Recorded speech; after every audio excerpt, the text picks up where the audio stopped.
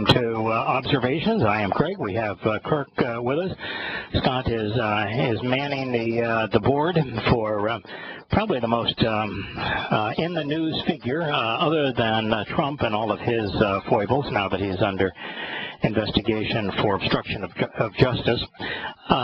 Alex Jones, did you hear the story, Kirk, of what's transpired over the last few days with Alex Jones? And well, I haven't noticed the last couple of days, but I know when the story initially broke, and I saw some excerpts on television of them talking and what they were getting to. But yeah, Megyn Kelly, I guess is her name. She's the ex-Fox pretty face that moved from Fox to NBC, and she does an interview show, and she evidently was kind of starstruck for whatever reason with Alex Jones, and he was smart enough to actually record the preamble of their interview, where he said, okay, you know, what is the purpose of the interview? What are we going to cover?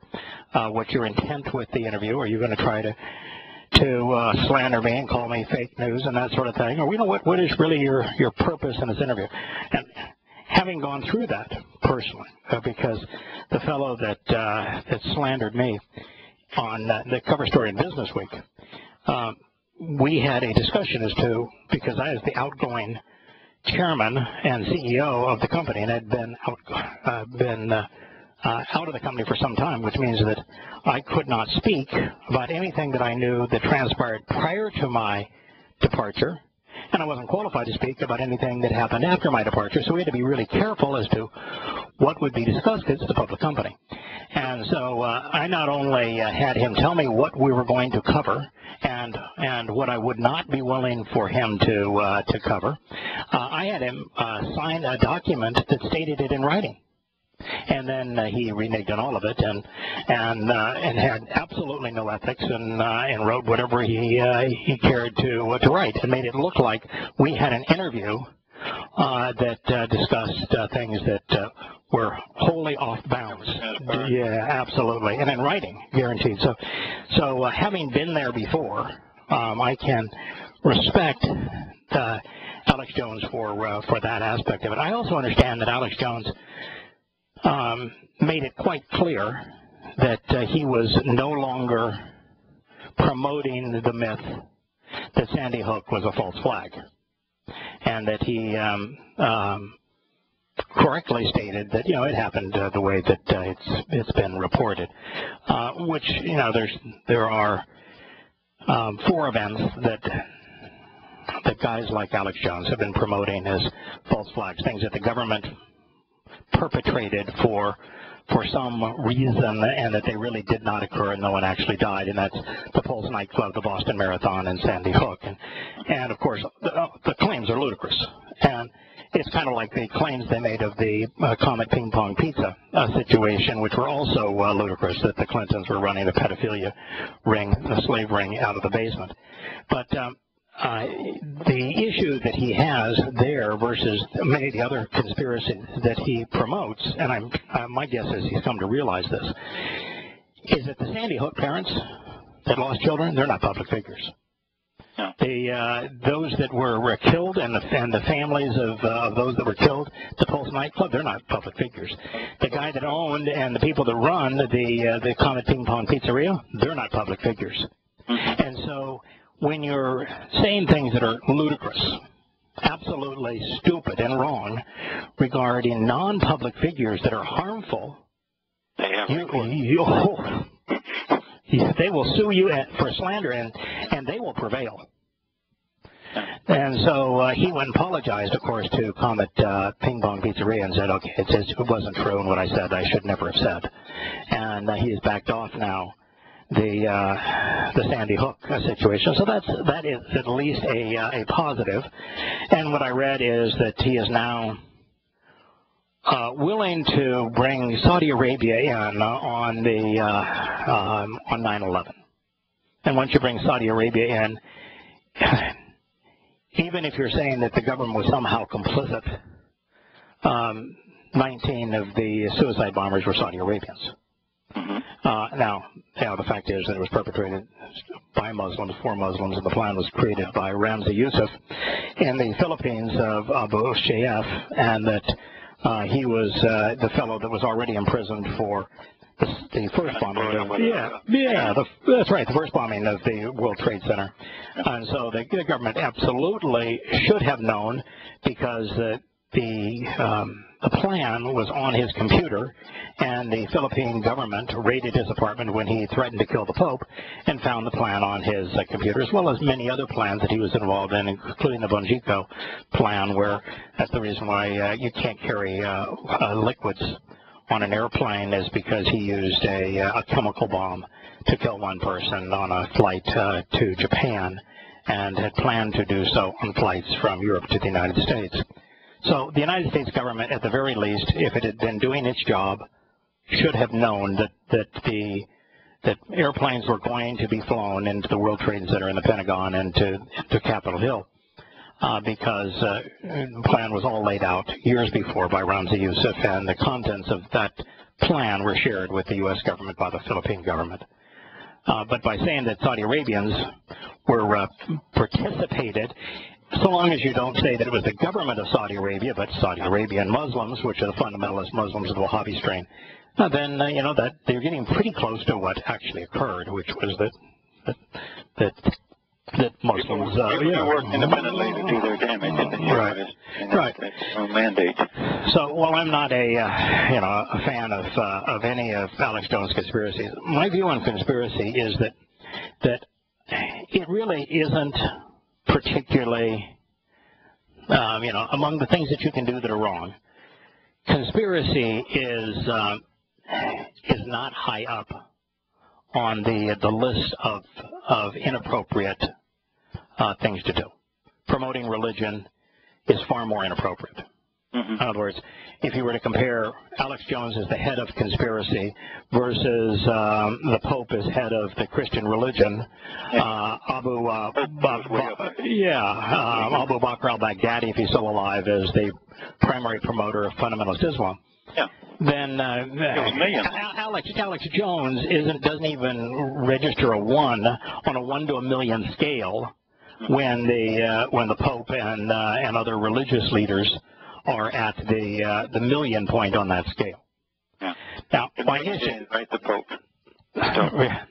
So so you might say, okay, why did we do so many shows on conspiracy, and why did we part with that web site or Facebook site called Unpopular Truth and its sponsor that were promoting conspiracies?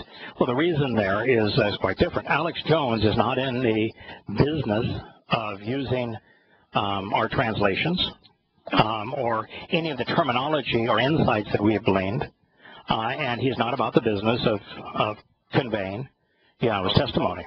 Right. And so where the others parroted what we said and garnered their credibility and audience based upon what my translations and insights, and mixing the lack of credibility of conspiracy with Yahowah's testimony is a horrible thing to do, because it discredits God's message. Alex Jones is not sharing God's message, so right. So long as the Comet Pizza ping pong thing was, that's pretty ludicrous, and it's harmful to the pizzeria. And the false flags is very harmful to the people who were actually killed and maimed at those 3 events. And so those things are inexcusable. But apart from that, if he wants to claim that the government was somehow complicit in 9/11 when it wasn't, in terms of rotten things to do, that's really, really, really low on the scale. And what the media and Megyn Kelly tried to do, trying to set Alex Jones up by lying to him about the intent of the interview, that's not good. That's a serious problem, because NBC is trusted as a serious purveyor of news. And when they act in that kind of manner, it's good that Alex Jones looks like he's going to hold them accountable. Yeah. I'm surprised that anyone, when you do that and it becomes obvious or becomes known, it kind of limits the number of people that want to talk to you. I mean, I don't see that that's very good for business. You know, one of the things, though, about publicity is how hungry people are for it. Yeah, always amazing. You know, it's amazing how hungry people are for it. And, you know, sometimes you'll know the risk. Like, for example, even though the scope of the interview for Business Week was really limited to a very, very small subsection of what we had done with Value America. I mean, I knew the risk, but the company was being maligned, and there were a lot of good people. It was a really sound idea. It's probably the best idea to come along in retail in decades. And there were some extraordinary people who were devoted and very honorable to promoting that idea. And the purpose of that interview was simply to present the idea as it existed, because it's a very, very good idea, and it's a shame that it wasn't continued, because it was the ultimate marketplace for bringing people and charities together, and the people who make things with the people who want to buy things directly together. It's a profoundly sound and value-oriented idea. It was a very good idea. And, of course, it had the best presentations of products, so that the companies had the opportunity to present precisely the benefits of their products and how to use them directly to those who were interested in buying them.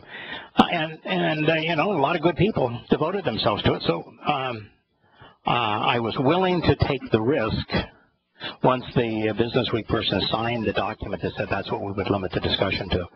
Unfortunately, he, like most people in the media, can't be trusted. You know, they have no conscience. They going to journalism school, they did not learn to discern right and wrong. They have no moral fiber. They're incapable of exercising good judgment. And but that I can't tell you why. That's just our society. Just nature of society. It came through progressive education, where nothing is right or wrong. As a matter of fact, in progressive education with political correctness, wrong is promoted as right, and right is very often promoted as wrong. Yeah. So, you know, for example, if I were to tell you that homosexuality, bisexuality, and transgender lifestyles are extraordinarily abnormal, that's a statement of fact. And infrequent, yes. Yeah, it's absolutely true. They're abnormal. Yeah, you've got probably 4% of society may be bisexual, 1 to 2% that's probably homosexual, and a tiny, tiny fraction of 1% that's transgender. By any definition, that's abnormal. You know, normal would be those things that are done by and are part of the fabric of the majority, not that distinct a minority. But if you say that, that is invalid from political correctness, even though it is technically valid. If I were to tell you that Black Lives Matter is a hypocritical organization because their claim is that blacks are being unfairly targeted by whites and abused by whites, even killed by whites, I would tell you that while that is politically correct, it is invalid. It's not the fact. Yeah, 9 out of 10 times that an African American is killed, it's by another African American. And when there's interracial murders, where either the perpetrator or the victim is black and the other is white, 8 times out of 10, the victim is white and the perpetrator is black. So if you wanted to be honest and rational, it should be the other way around. So there's a lot of things that are upside down in our society because of political correctness and its adoption in our media, adoption in politics, and adoption in academia, all growing out of progressive education, where logic and reason were no longer, right and wrong no longer mattered. No. Well, it was designed where is how these things relate to you, and then you decide. Well, actually, you are a wave in the ocean. You peak and then you go away. So the only thing about it is not knowledge from the past that may help you along the journey or anything to get better, to go somewhere else or whatever. It is just simply that you have to know how to deal with the situation at hand. And most people could be equivalent to waves in the ocean, and they're a product of the ocean. They can't rise any higher than the water around them. They don't go any lower than the water around them, and at the end they cease to exist. You know, they're there as a wave for a brief moment, and then they enter a trough, and that's it. Yeah, that's just it. So how you relate to your environment is what is important, not what you know. And in reality, Yahowah wants us to stand up, which means you can't be in the sea. The sea, of course, is where the waves occur, is equivalent to Gentiles. God says, do not emulate the way of the Gentiles. So don't be part of that wave system. Don't be part of that ocean. Be distinct from it. So you want to be part of the land. And on the land, Yahowah wants you to stand and to take a stand. And when you take a stand on behalf of Yahowah, you're going to have the vast preponderance of people coming after you, going against you. You will find that you're up against the overwhelming preponderance of society. Yeah, and just like again the ocean, the Gentile ocean, and the waves of those that are so moronic that they never do matter individually. They do everything they can to erode the land, don't they? Yes, they do. Yeah. That's very good. Very good. Yeah, so we want to stand firm, strong, and resilient against it all. So that's what Israel will do in a few years. They're going to have to stand against this gigantic wave. Correct. Yeah. In fact, Yahowah uses the term after the fall of Damascus, and it's interesting, of course, that it's Damascus that's falling. Not only is Damascus the longest-lived civilization, not only is Damascus the epicenter of Islamic, of the Islamic experience now, because you've got Sunni Islam trying to defend the regime in Damascus and to control Syria, and you've got Sunni Islam that is trying to bring down the regime in Damascus and to control Syria, and you've got the entire Islamic world engaged in this battle, with the epicenter being Damascus. So when Yahowah says that the fall of Damascus is going to be the harbinger that brings in the tribulation, he knows what he's talking about. And he says it's going to be a heap of ruins. And, of course, the thing that's so profound about that is... Rubble. Twisted rubble. And the thing that's so profound about that is the longest continually existing city in the world? Damascus. So when Yahowah says that the longest continually existing city in the world is going to fall, that's a detailed prophecy. Yeah, and he actually has the timing of it. He says, the timing of it is the start of the tribulation, because immediately thereafter, not only is Israel going to be slimmed at the waist, but the reason I brought this up is the fact that God uses the term waves, tsunamis, gigantic tidal waves of Muslims are going to enter Israel, trying to rape the women, rob the country, and to kill every man. Yes. And he uses the term wave after wave after wave. So, in fact, that is the waves of Gentiles that we're speaking about here. Somebody else brought up, I think it was Lisa the other day, that there's another insight relative to Damascus, in terms of Damascus having to fall prior to the tribulation beginning and setting the 7-year timeline for Yah's return. What else is attributable to Damascus that Yahowah would not like, hates, besides Islam? What happened on the road to Damascus? Oh, well, that's Paul's place. You betcha. That's where Satan influenced Paul. And the biggest religion in the world, right? That is correct. So it's, he's really symbolically talking about, it's the fall of Christianity. Yes. The fall of Pauline Christianity. Paul wrote half the Christian New Testament. He's the founder of the Christian religion. So this is really, really interesting stuff. One of the great prophecies. By the way, I'm speaking of all this. I think sometime the first few days of July. I've been booked back on Coast to Coast. I think I've done Coast to Coast 3 times previously. That's the yeah, I think it's the second largest radio audience in the country.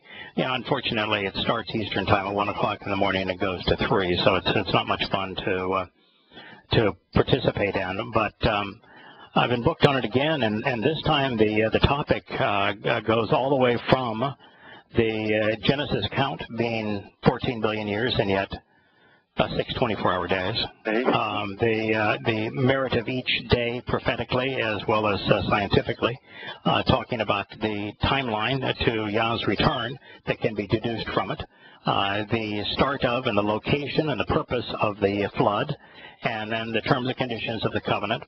And then lastly, should we have time, how the fall of Damascus and this war in Syria ultimately leads to thinning Israel at the waist and the tribulation. Wow, I can't wait. So that ought to be interesting if it actually occurs. Yeah, that's a big audience. And last time I did the show with George Norrie, George was the opposite of Art Bell. Art Bell was the one that started the show, and Art Bell was the one that asked me to do the show when Art Bell came back to do a couple of shows, and we talked about why America should not be in Iraq, should not be in Afghanistan, and what the consequence was going to be, and everything I predicted turned out to be true. But Art Bell knew that Iraq and Afghanistan were disastrous, and so it was you had a host that was empathetic with the conclusions that I had drawn. With George Norrie, he was not. We were talking about why we were going to make a mess out of Afghanistan and Iraq, why our involvement in both places were counterproductive, and the actual nature of Islam. And so when I wrote his producer a couple of days ago after Jerry McLaughlin booked the interview, I said, you may want to begin by acknowledging that everything I predicted and everything I had to say about Islam, Iraq, Afghanistan, and terrorism proved out to be true. And if you go back, I said this now, 14 years ago, 12 to 14 years ago, when there was nobody criticizing America's response to these things. I was the lone voice. So, it staggered me because anyone who's ever read the history of Afghanistan knows that you go there to destroy it. You just die there. No, the British Empire couldn't survive there. The Russian Empire couldn't really survive there unless you just keep them under your thumb completely. I read Afghanistan. Yeah, I really read a very interesting analysis. And one of these days, maybe I should even do it. But a fellow that actually tried to eliminate all of the hype and revisionist history of Afghanistan and say, here's what actually happened. It was really an insightful read. Maybe I should share it sometime because, for example, I was of the belief that the Taliban had invited al-Qaeda out of the Sudan into Afghanistan. That's not true. They were invited in by the Mujahideen. The Mujahideen and the Taliban were very distinct forces, and it was actually the Mujahideen that took control of Kabul and Afghanistan after the Russians gave up and left, and the Russians gave up and left for lots of reasons. But one of the reasons, of course, is that we gave the Mujahideen and to a lesser extent the Taliban enormous amounts of weapons, and those weapons made it more difficult, but not impossible, for the Russians to continue to secure their influence in the area. But bin Laden was not invited by the Taliban. He was not kept by the Taliban. In fact, he was opposed to the Taliban because the Mujahideen and the Taliban were fighting one another. And it was only after the Taliban then defeated the Mujahideen, after the Mujahideen had taken control from the Soviet-backed government, that Osama bin Laden had the choice of either fleeing Afghanistan, or saying, well, you know, sorry about the fact that I was opposed to you, but now can we just all play nice and get along? But it was not the Taliban that provided Osama bin Laden safe harbor in Afghanistan. It was the Mujahideen. And you know, America's intelligence community would have known that when George Bush lied and justified, you know, that is the reason for us invading Afghanistan. How convenient. Yeah, how convenient. All right, so we've had our quick review of the news here. Let's turn our attention back to Dabadi Yomem, Words of Our Time, 1 Chronicles 7:24. By sound, I'm a little out of breath and out of sorts. I'm overly primed for this show today. Yeah. Oh, what I mean by that, I was I went to Home Depot trying to make a buck for Arthur Blank and company, and I bought some primer because I'm going to repaint a wrought iron railing, and the primer rolled out of the back of my SUV when I opened the back door, and it popped off the lid, and 2/3 of it spilled on my garage floor. And so I was down on my hands and knees trying to mop it up before it dried with paper towels, which means my hands were soaked in it. And so I'm tried to wash them off the best I could, but I'm still covered in gray primer. So I'm very well primed for our program today. Very good. All right. It says your name. This is Dode speaking, and Dode is acknowledging his appreciation for Yahowah's announcement about his enduring love for and support for Dode. And so Dode says, your name will endure, verified and true. This is from the Hebrew word aman. Aman's a really, really important word in Hebrew. It means confirmed, enduring, reliable, dependable, established and lasting, enduring, but also verifiable. Aman is the opposite of faith. Exactly. Yeah. Faith fills the gap when you do not have the ability to ascertain whether or not something is verifiable and dependable and reliable. When you can't confirm something, you have to believe. Yeah. The reason it's a non-Christian concept, this Aman, is because it's in the lexicons, it means not subject to change or revision. You understand? Mm-hmm. He says things like that. Yeah. So how can you have a new God? Yeah. Well, yeah, but Paul said. Yeah, we have a new God, a new covenant, and a Trinity. New idea, a new concept. Yeah. How can you do that? And how can something be solidly fixed in place and stand on a firm support and be subject to change? You're right. Yeah. Aman is a term that Yahowah conceived, because he conceived the language of Hebrew. So Yahowah created this term to represent himself, to represent his word, which represents him, to represent the path to him. It's verifiable. It can be confirmed. It is enduring. It is reliable. It is dependable. It's established, and it ain't going to change. You can't have a new covenant. You can't have a New Testament. With Yahowah, things are Aman. They were Aman, they are Aman, they will be Aman. It's also important because Christians, and to some degree Muslims, have taken this Hebrew word Aman, and they have incorrectly transliterated it so that it replicates the name of the Egyptian god, Amen-Ra. Yeah. And so they end their prayers in the absolute most disgusting way possible. They say, in God's name we pray, Amen. Make you sick, huh? Amen is the sun god of Egypt. Mm-hmm. You know, if you're going to say, in your name we pray, Yahowah, that's fine. in Yahweh's name. Although Yahweh never asked anyone to pray, so you've got to. Let's talk about that. That's another story. Well, let me throw in a couple of things about, I'm reading this, and you introduce this by saying the single most important thing that Dode says, the single most important thing to know about God is His name. So I said, well, let's look up, and he says, Shem, Shem.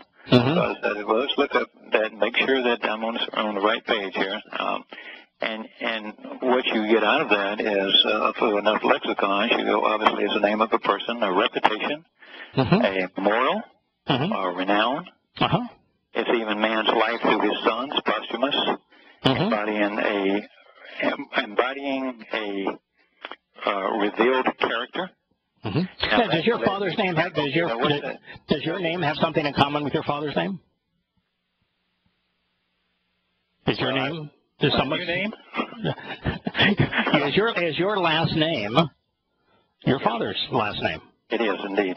Yeah. My last name is my father's last name, and it was his father's before him, and his father's and his father's before him. Yes. Yes. We and in Hebrew, you actually, since there weren't in Hebrew, there are no last names. So this idea of Jesus Christ. It's just ludicrous for a thousand reasons, but there is no last name.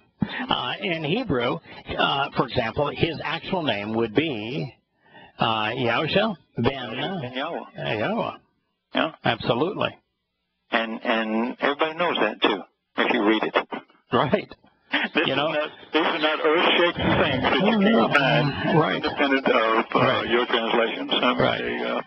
But when I was thinking about that, I was thinking about the embodying and revealing the character, and then I started thinking, okay, the pictographs, let's write the pictographs down again. Let's revise that where you have a Yahowah, and you have obviously characteristics of Yahweh is a hand from heaven or from above, reaching down with an open hand, as you pointed out brilliantly, that it's not closed fist. They're not beating anybody up as they did with Paul.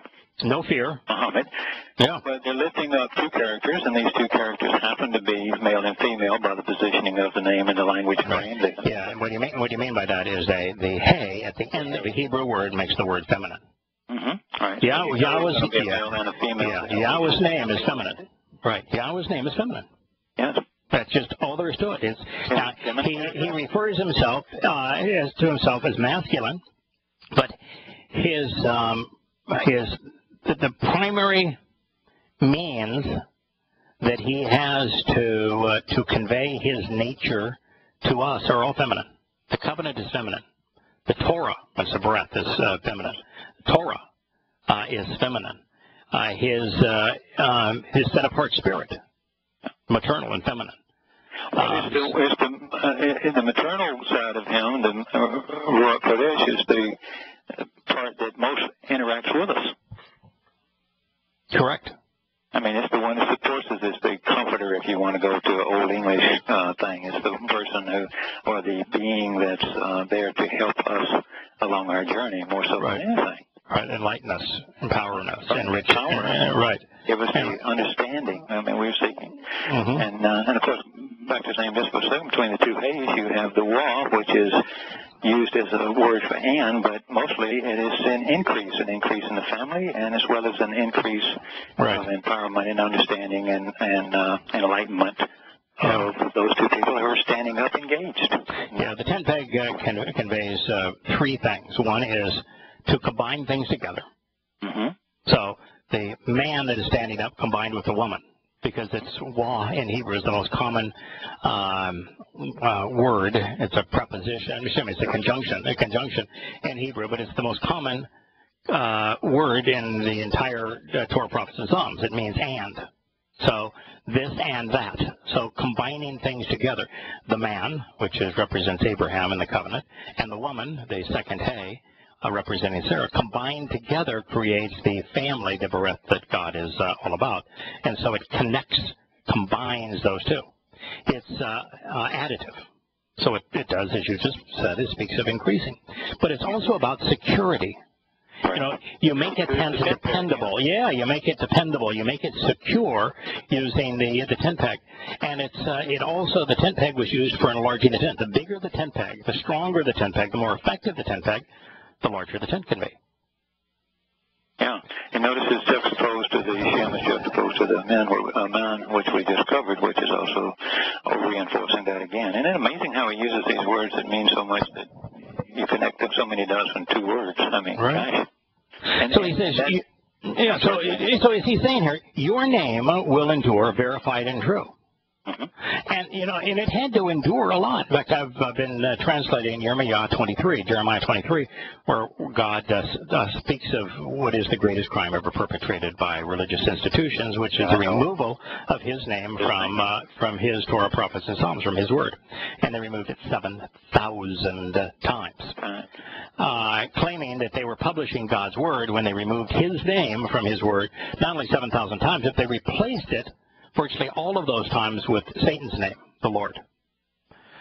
So the greatest crime ever perpetrated. And what Dode is saying is that even with the malfeasance of man, even with the religious attacks on God's name, even with a 1,500,000,000 people replacing Yahowah with Allah, and 2.5 billion people replacing Yahowah with Jesus Christ, that Yahowah's name is true. It's verifiable, and it's going to endure. It will. You know, one of the most absurd things of all is that if the religious community that claimed that the Yod, the Wah, and the Hey were unpronounceable in Yahowah's name, and yet they're pronounceable in every other word that contains them. Yeah. Like, for example, is there anybody, there's anybody that questions whether Torah is Torah? Well, where do you think you get the sound at the end and the O sound in the middle? The Wah and the Hey. Yeah. So that only leaves you one letter, and that letter is the letter that is used for Yisrael. Yeah. Does anybody question that that's how it's pronounced? No. Truly not. No. So it's this lie that those letters cannot be pronounced is so patently absurd that it's amazing how easy the vast preponderance of people are to fool. But even with them doing that, the rabbinic lie, followed by the Christian lie, followed by the Islamic lie, Yahowah's name is going to endure. Yes. What's not going to endure are the religions that came to exist by obliterating it, Judaism, Christianity, and Islam. They are not going to endure. They will be proven false, and it's Yahowah's name that will endure. So if you want to be on the right side of this, accept Yahowah's name and reject all of those institutions that have sought to hide it. And if you are of the Christian persuasion and you read Yosha, which is his name from his father, Yahweh saves, right, and it says don't change the smallest letter or even the stroke that makes up a letter. Right. How do you deal with that? How can you deal with that logically and without going completely nuts? Oh, they've got 1,000 excuses. I know they got reasons, but yeah, well, in fact, on Matthew 5, 6, and 7, which is the Sermon on the Mount, they've got nothing. I mean, they really got nothing there. The only thing that they'll ever say is that by fulfilling it, he did away with it. Well, that's like saying that by fulfilling the terms and conditions of a contract, you did away with the contract. No, you validated the contract and you honored the contract. You verified that the contract was in fact in force when you honor its terms and conditions. And that position is so stupid because what does it say immediately thereafter? Do not think that I came to annul or to do away with the Torah, prophets, and Psalms. So do they have an excuse? Yes. Is their excuse so stupid that the only intelligent thing to do is to laugh at them and mock them? Absolutely. Mm-hmm. Yeah, I mean, to absolutely mock them for their stupidity, for their lack of thinking. And, Christianity cannot be validated, and is in fact invalidated with Yahushua's words and deeds. I had two Mormon boys approach me while I'm on the street with our company. We went up to a little town, and I'm holding my dog and kind of can't get away because they're shopping or they're in the shop, and I'm holding the dog outside on the sidewalk. So they came up, and I'm going, oh God, okay, how far do I want to go with this? So they started talking to me, and so I started talking about Yahweh's name. And I said, if you're going to represent God, you ought to know His name and what His purpose is and what He said. And they looked intently, and then they said, well, what is His name? And I told them, and they said, well, I'm not familiar with that. And I said, no, obviously. And then they talked about, well, don't you believe in Jesus? So with Jesus, there's no Jesus, there's no J, there's no V. And it just, they just pass it off to the next. Okay, now my next line on my little recorded tape that I've learned, now I'm going to move on to that. And I say, well, what about that? And I got no response, just deadpan. Move to the next subject.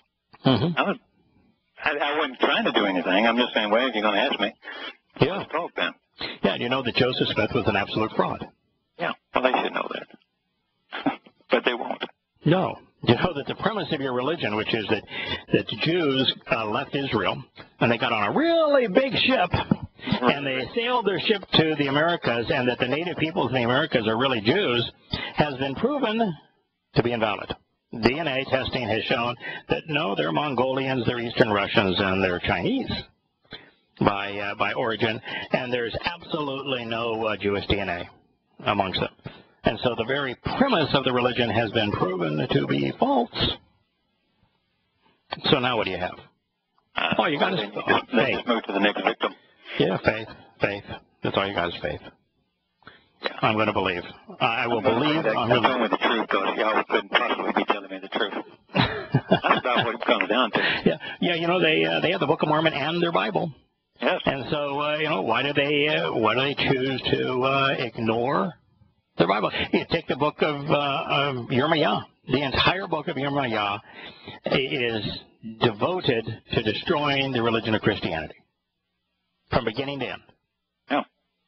I mean, it's not kind to Islam or to Judaism, but its primary target is Christianity. Why do you lug it around as a Christian? Yeah. Aren't you insulted by it? You should be insulted. You should be. You should rip it out. You should either rip it out. Believe you should rip the stuff out. Either rip it out or rip your New Testament out. Yeah, here's your choice. There's your choice. So your name will endure, verified and true, and also it will be revered as great throughout eternity. Now that's a serious problem for the Muslims that claim that the Torah and prophets and Psalms were inspired by Allah. That's a serious problem for Christians who do not know and do not use Yahweh's name and replace it with Jesus Christ, and use the term Lord, which is Satan's name and title. Throughout eternity. We're going to be sons and daughters of Yahweh for all time. And just in case you didn't know it, it says throughout eternity by saying Yahweh of the spiritual implements is the God of Yisrael, a God for Yisrael. Now you might say, all right, well, okay, he's the God of Israel. I represent, the God of the Christians, the Christian God. Well, the Christian God is a God man-made. Mm-hmm. Just like the Christian God is essentially Paul. The Islamic God is essentially Muhammad. Right. To the degree there is a God in Buddhism, it would be Buddha. Mm-hmm. To the degree there's a God in Confucianism, it would be Confucius. Well, yeah, it was more like try it this way, I'm a logical thinker, and this is the way to run a society more than he was a lady guy with a beard. Yeah, of course, yeah, but they turned him into a god. They got statues of him, they worship him, they devoted to him, they turned him into a god. To the extent, that's why I said, to the extent there is a God, mm-hmm. It's the man that created the religion. Mm-hmm. The man who created Christianity is Paul. He's the Christian God. No, don't think for a moment that there is such thing as a Christian God. Not in reality. Yeah. There's only one God, and his name is Yahowah. His name is going to endure forever. There is no other God. He has no other name. That's what he says. And he says forever, and that's what I wanted to hit on just a minute, because ad olam is a wonderful term when you dig it up. But we already know olam, always, eternity. I mean, how do you deal with something that means always, eternity, never ending, continually, unending, future, everlasting, perpetuity. Right. Come on. Yeah, that's number one. You got a big problem there. Right. Now, this is how thorough it is when you look at what he wrote. Ad olam. So I looked up ad, which is just for, means for a preposition. But look, but let me show you something else. Obviously, it's a witness to or attestation to a fact. And it also says as coming to a tent of meeting. This is ancient, the old Hebrew concept. As coming to a tent of a meeting and entering in a place and an event that is repeated again and again. And you say Moed Mikra, an ongoing situation. Now, so I looked at the letters, and we have your eye or your perspective on the door. So that's probably where it came from. Right. Yes, the eye and the door of and then that. You put two together, so you've got an ongoing forever thing that you're doing. He's giving you clues all over the place. Always to provide perspective. Yeah, because he's a teacher. Yahweh is a teacher. He says, look, if you dig around and keep digging, I'll confirm everything I'm saying in the strongest possible terms. At least that's what it says to me. Yeah, my direction, my instruction is in the form of teaching so that you can learn, you can know and understand, you can enjoy coming to know and understand. Well, he does give us the answer. He gives us the answer in a way that we have to engage and to go on this voyage of discovery. Well, we're trying to do from the English frame because we don't, in the modern Hebrews have so screwed up their language that it's hard for them to get any of this out. Plus, they're bent towards a religious jury. It doesn't help them at all. So you would have to. So you'd have to dig it up just as much as we do in English, almost. I mean, they would know the terms. I mean, they know the words probably a little better than I. But Dr. Jeff has no more. He has to dig just as hard as I do on some of these things to say, oh wow. Yeah, the fact is that there are probably 20 different iterations of the Hebrew script, all the way from the oldest, which is the pictographs that we're using, which every letter represents a sound, but the letter not only represents a sound, it represents a concept because it was drawn to depict something. Like the case of the ain, it's an eye, therefore perspective, and the D and ad, is a doorway. So, but that's the oldest version, and then there's after that paleo. So there's the oldest version. You have another version that existed for some time that carries many of those pictographs, but it kind of transforms them a little bit more into a letter style. And then ultimately the most popular for centuries was the Babylonian. That was what they picked up when they were in Babylon, because Aramaic, which is the Babylonian language, and Hebrew are very, very similar. And they use a very similar, the Babylonians ultimately had a language that was based on Hebrew and made almost all of the same sounds.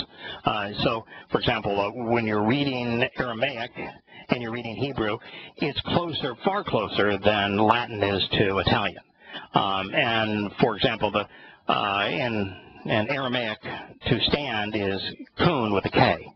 And in Hebrew, to stand is kun with a Q. With a Q. Yeah, there is a version of it with a K in Hebrew, but the primary version of it is with a Q. Same word, pronounced exactly the same way. So, it would be difficult in most situations to know the difference when someone is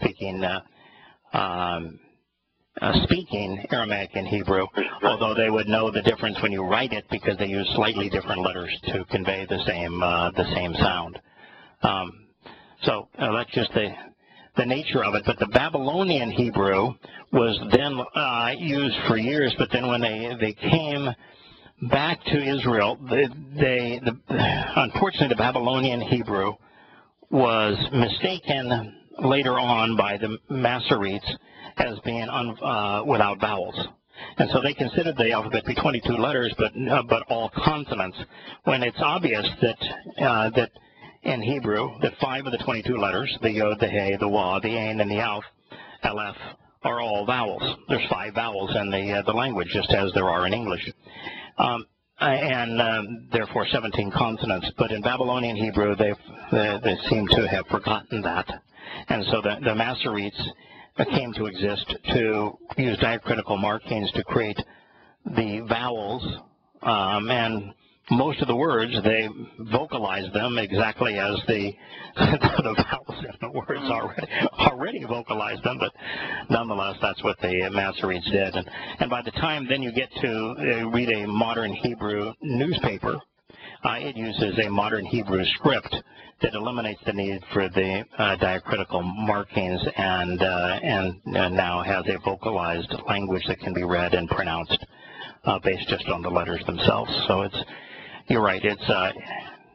There is an advantage, really, in translating the Torah, Prophets, and Psalms in not being a natural speaker of the Hebrew language, because you're compelled to look up each word and to analyze it. And when you do that, you learn a lot more. Well, even the number of years I've been doing it, there's certain words that I just kind of, when I'm looking at one, I say, okay, I know what that would mean, so I'll pass on to the next one. And every now and then, like this past week or so, I decided, boy, I sat down and I say, I'll just, because I took that from your advice. You know, every time you said you retranslate, you find something new, and even though it may be just looking up words in a few more lexicons, you see little nuances that oh, wow, and that makes you think about something, it makes you think about, and then you do something else. So it never hurts to keep going back. For example, Asher is one of those words where if you just look up the initial and primary use of Asher, it is used to relate things together, to associate things together, and therefore it's translated which or that many of the times, or when it appears in the text. You know, it's a relational concept.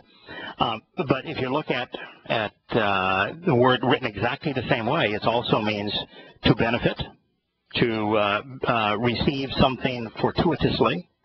It also means to reveal the steps along the way, to verify a narrow but certain and true restrictive path that leads to a celebration of life. So it's one of those things, if you just stop at the first definition, and you'll think, oh, well, I know the word, there it is. Yeah. Okay, well, no, what about the second and third and fourth and fifth and sixth definition of that word? And they're really not in that order, because each of those is presented in the current lexicons vocalized a different way, even though it's spelled exactly the same way in the text. And I've shared with you all primary meanings. Right. So in many cases, we want to convey all of that to properly pass on the truth that God is telling us. So there's a lot of things like that. So your name will endure verified and true, and also it will be revered as great, honored and promoted. Boy, that means that things are going to change. Right, that's going to change radically, because right now there's less than 1,000 people on planet Earth that promote, honor, and revere Yahowah's name. 1,000 people among 7 billion. 7 billion people. Yeah. Now, I'm going to tell you this other thing that's here that's important, where this is Yahowah's name. That pronunciation is unknown outside of our group. Very small group, yeah. Yeah. And, I originally came to realize that, okay, every place that we read Lord in an English translation, it's Yod He Wah He. And so, if you look at the pronunciation, almost every scholastic source pronounces it as Yahweh. Yahweh. Yeah, but the problem with that is that while the Yah makes perfect sense, what about the what about the W in the middle of it?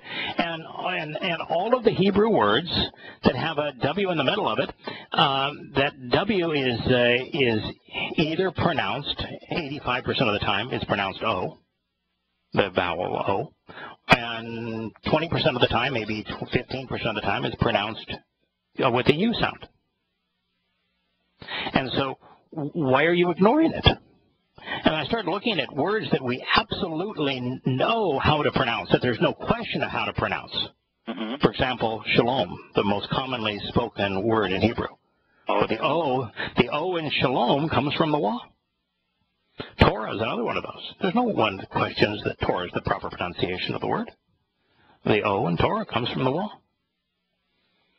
And then if you even look at its legacy in English, there are hundreds, if not thousands, of English words, own, oath, owl, that the O is associated with the W. In fact, in English, the W is both a consonant, and verb. Oh, now brown cow. Yeah, cow. Yeah. Now. Yeah, how. Yeah, every one of those. So it is the legacy even into English. So it was obvious that it was Yahowah. And then I looked up Hebrew words that ended in the hey, and 99% of Hebrew words that end in hey are pronounced ah. And then the next thing I did is just look at what is the verb that Yahowah says his name is based. Hiya. Hiya, of course. Yeah, hiya. Says I exist. The first thing he told Moses, I exist. Yeah.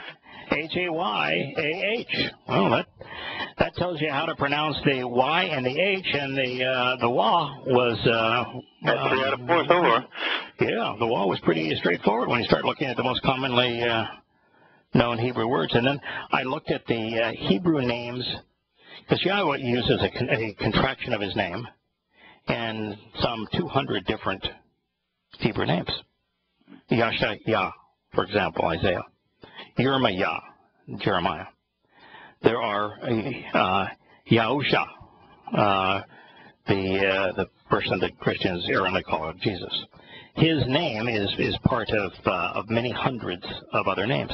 Well, there's a group of about 30 of them that are like Yoba, that are like Yoel. Yeah, Yoel. Where we know that it's an O in the middle of it, and it's clearly in every lexicon said, yeah, it's a combination of Yahowah's name and Yod He Wah He and the first 3 letters of his name, and then combined with whatever other ends, like Yoel would be Yah is God. God, yeah. Yeah. So they're right. Yeah. And so there's when you look at those, there's no way to explain them unless the Wah in Yahowah's name is the O sound. But we're it. So, however many people, and my guess is there's... Some of these old hard copies, and some of them go way back, years, and some of them, and all the stuff online, it's there. That's what amazes me, it's there. Yeah. Now, you can find people that I maybe don't have a direct relationship with, that use Yahowah's name, but all of them can be traced back to something, having read what they've written. Yeah, I've never seen it printed anywhere. It wasn't in your translation. Right. No. Yeah. Now, the reason I'm saying that is that's how rare it is today. Maybe 1,000 people on the planet, and all from one source. Now, well, it explains the open verse right here of what Dode's saying, that it ain't been. Right. Now, I wrote an answer to someone the other day, because we were talking about why I was so upset that there was this website that was abusing women and promoting conspiracy, and then constantly using Yahowah's name. Because you would not know Yahowah's name if it wasn't for my translations of my books. And so I've made this request: do not ever use anything that I've written to justify abusing anyone to any kind of violence or to with conspiracy, because it's a credibility cesspool. And what I wanted to convey to this person I was writing was that there was nothing particularly difficult about coming up with the correct pronunciation of Yahweh's name. And they wrote me back and said, yeah, you might say that it's easy, but why has no one else done it? Yeah. And, well, I'm sure I won't remember all of the things I wrote at the time. Changed. I mean, the minute you presented it to me, I said, okay, Yahweh's wrong, let's change, and I spent the whole week making sure that I was saying it correctly. I mean, when you're confronted with it, why don't you change? Why don't you turn? Right. Why don't you just change? But Yahweh's terms. So what I did is say, well, there's nothing that was particularly difficult. And I didn't have any direct inspiration or anything else. It was just a process. Right. And so what was required to go about this process with each step along the way being easy? The first is you've got to want to know. That precludes most people. Most people not only don't have the interest in spending the time to know, they don't want to know because it makes them very uncomfortable. The second thing is you have to have a willingness to go where the words lead, which means that you've got to not only want to know, but once you know, you have to accept where the evidence takes you. Now, that's impossible for religious people. So you can't do it from a religious perspective. Now, that wipes out most people. So you've got to want to know, and you've got to be willing to go where the words lead. Mm-hmm. The next thing you have to do is got to know where to look. So many people try to explain that this is the proper pronunciation of God's name, and they use some Greek reference. Yeah. I say, oh, come on, his name wasn't Greek. Greek is a lousy language. Forget it. What are you, crazy? And you've got to know where to look. There's only one place you can look: the Torah, Prophets, and Psalms. The next thing you've got to do is you've got to free yourself from the scholastic mindset. The scholastic mindset would say that all 22 letters in Hebrew are consonants. Well, if your eyes are open, your mind is open, very quickly, as you examine each word and look at its transliteration, which is the replication of a sound, very quickly learn, no. The aleph and the ain are not silent, as they claim. No. The wa is a verb. The hey is a verb. The yod is a verb. It would have been impossible for Moshe to write down what God conveyed and then to share it with the people if it couldn't be pronounced. So you've got to be willing to be rational. And then you've got to come up with a system. All right? If I want to know the truth about how these words are pronounced, wouldn't the logical system be to look at every word that has, for example, a hey at the end of it, and look at every single one of them? If there's 1,000 to 1, that'd be a pretty good indicator. Yeah, and it's very close to 1,000 to 1. Far greater than 100 to 1. And it's close to 1,000 to 1. And then if you look at the wa, 100% are the o or u, and 80 to 85 are the o. And the words that we have the greatest confidence in are all o. Torah, shalom, for example. Elohim. Elohim is from Eloah. The wa creates the o sound. Yes. So that was pretty straightforward to think it all through, and yet so few people have done so. Kirk will pick this up on tonight's show. All right, I look forward to it.